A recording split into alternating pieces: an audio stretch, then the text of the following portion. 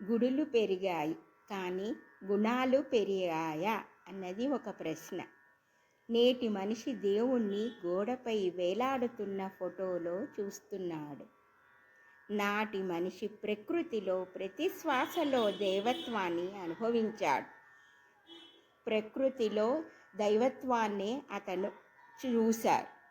అప్పుడు తపస్సు జీవితం, ధ్యానం, శ్వాస, ధర్మం, నడవడి. ఇప్పుడు దేవాలయాలు పెరిగాయి, పూజలు పెరిగాయి, కానీ మనస్సుల్లో ప్రశాంతత తగ్గిపోతోందా అనే ప్రశ్న నిలుస్తోంది. విగ్రహారాధన తప్పు కాదు. రూపం మనసున ఏకాగ్రం చేసే ఒక సాధనం. రాయి దేవుడు కాదు, భక్తిని మేల్కొలిపే ఒక గుర్తు. ఎదురుగా దేవుడు ఉన్నప్పుడు తెలియకుండానే భక్తి మనలో కనిపిస్తుంది.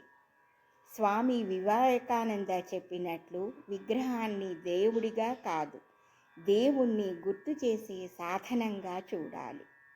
రామకృష్ణ పరమహంస గారు చెప్పినట్లు నీరు మంచుగా మారినట్లే నిరాకారం సాకారమవుతుంది. నిరాకారము సాకారమవడము అంటే ఆకారం లేని ఒక దేవుడు మనకు సాక్షాత్కరిస్తాడు. కానీ నిజమైన ప్రశ్న ఇంకొకటి, మన ఇళ్లలో దేవుని ఫోటోలు పెరిగాయా? లేక మన హృదయాల్లో దేవత్వం పెరిగిందా? ఎందుకంటే భక్తి ఉంటే రూపం అవసరం లేదు. రూపం ఉంటే భావం తప్పనిసరి. భావం లేని పూజ ఒక శబ్దం మాత్రమే.